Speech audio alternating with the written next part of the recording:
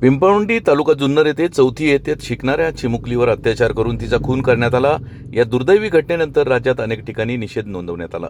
या घटनेचा धिक्कार करत जुन्नर शहरातील तुळजाभवानी प्रतिष्ठान व तनिष्का व्यासपीठाच्या वतीने मूक मोर्चा काढून तहसीलदार कार्यालय व पोलीस स्टेशनला आज निवेदन देण्यात आले। या निवेदनात आरोपीला कठोर शिक्षा होऊन त्याबाबतचा खटला फास्ट ट्रॅक कोर्टात चालवावा अशी मागणी करण्यात आली आहे। तुळजाभवानी प्रतिष्ठानच्या अध्यक्षा डॉक्टर उज्ज्वलाताई शेवाळे यांच्या नेतृत्वाखाली हा मोर्चा काढण्यात आला। याप्रसंगी डॉक्टर शेवाळे, वनपाल मनीषा काळे, डॉक्टर वैशाली गायकवाड, पूनम तांबे, नगरसेविका अंजली शिंदे, सुवर्णा जाधव, राजश्री खोंड, ॲडव्होकेट सलमा सय्यद, स्मिता बोरकर, हजरा इनामदार, परवीन मोमीन आदी महिलांनी मनोगत व्यक्त केले।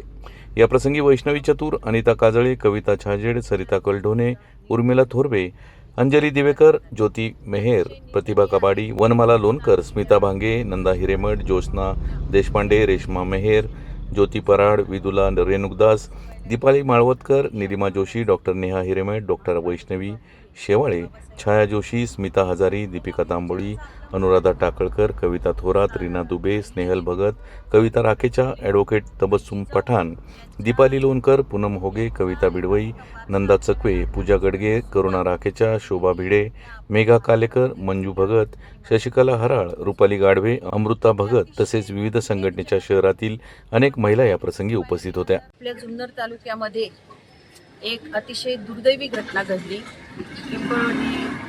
पिंपळवंडी गावामध्ये एक 10 वर्षाच्या मुलीवरती अत्याचार करून तिचा निर्घृण तिची हत्या करण्यात आली। हे अतिशय निंदनीय आहे।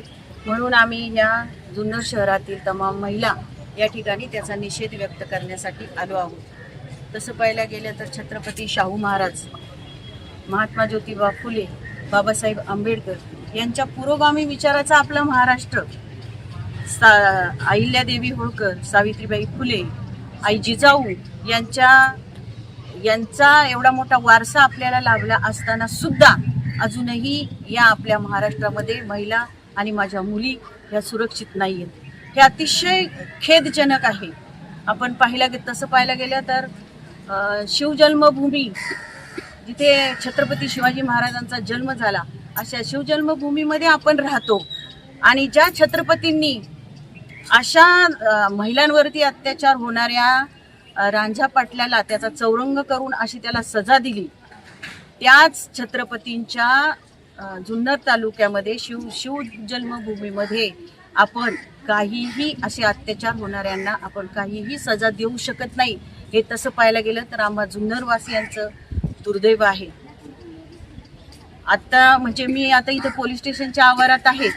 पोलीस डिपार्टमेंटला पण मी सांगू इच्छिते की ह्या जुन्नर शहरामध्ये जेव्हा तुम्ही कधीही हे गस्त घालता किंवा फिरता तेव्हा तुम्ही पहा, पेठेमध्ये अनेक जुन्नरच्या पेठेमध्ये टोळक्यांनी तरुण मुलं बसलेली असतात, त्यांच्या तोंडात गुटखा असतो आणि त्यामुळे तिथे मला अनेक महिलांच्या तक्रारी आल्या, अनेक मुलींच्या तक्रारी आल्या की त्या मुली आणि त्या तिथून जायला सुद्धा म्हणजे त्यांचा कॉलेजला किंवा काही खरेदी वगैरे करण्यासाठी जाण्याचा रस्ता असतो, पण त्यांना तिथून जाता येत नाही। तर ह्या गोष्टीवर पोलीस स्टेशननी कृपया लवकरात लवकर याचाही बंदोबस्त करावा व आपल्या जुन्नर तालुक्यातील महिला व मुलींचं संरक्षण कशा पद्धतीने होईल हे तसं पाहायला गेले तर आपले पोलीस डिपार्टमेंट अतिशय सतर्क आहे की ती जेव्हा घटना घडली तात्काळ पोलीस तिथे पोहोचले आणि त्यांनी सर्व ॲक्शन व्यवस्थित घेतली, आरोपीलाही पकडलं।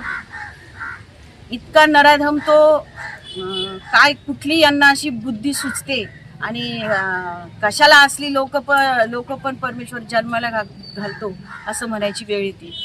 मी आपल्या महाराष्ट्राचे मुख्यमंत्री देवेंद्रजी फडणवीस साहेब, आपल्या उपमुख्यमंत्री सुनेत्रा वहिनी पवार, तसेच उपमुख्यमंत्री एकनाथजी शिंदे साहेब या सर्वांना आम्हा तमाम मायलेकींची कळकळीची विनंती आहे की या आरोपीला कठोरातली कठोर शिक्षा व्हावी। पण मी तर असं म्हणेल की जसं छत्रपतींनी चौरंग केला होता तसा ज्या ठिकाणी अत्याचार झाला त्या ठिकाणी त्या आरोपीला नेऊन तिथे त्याचा चौरंग करावा आणि त्यानंतरच त्याला फाशी द्यावी अशी मी त्यांना अगदी आमच्या तमाम महिलांच्या वतीने मी कळकळीची विनंती करते। आणि आज आपण पाहिलं तर आपल्या भारताच्या सर्वोच्च पदावर, राष्ट्रपती पदावरती द्रौपदी मुर्मू आहेत. आपल्या उपमुख्यमंत्री सुनेत्रावहिनी महाराष्ट्राच्या उपमुख्यमंत्री सुनेत्रावहिनी पवार आहेत. इतक्या उच्च पदावरती महिला असूनही ह्या अशा घटना महाराष्ट्रामध्ये घडतात. ही अतिशय दुर्दैवाची बाब आहे. या आरोपीला कठोरात कठोर शिक्षा व्हावी अशी आमची सर्वांना कळकळीची विनंती आहे.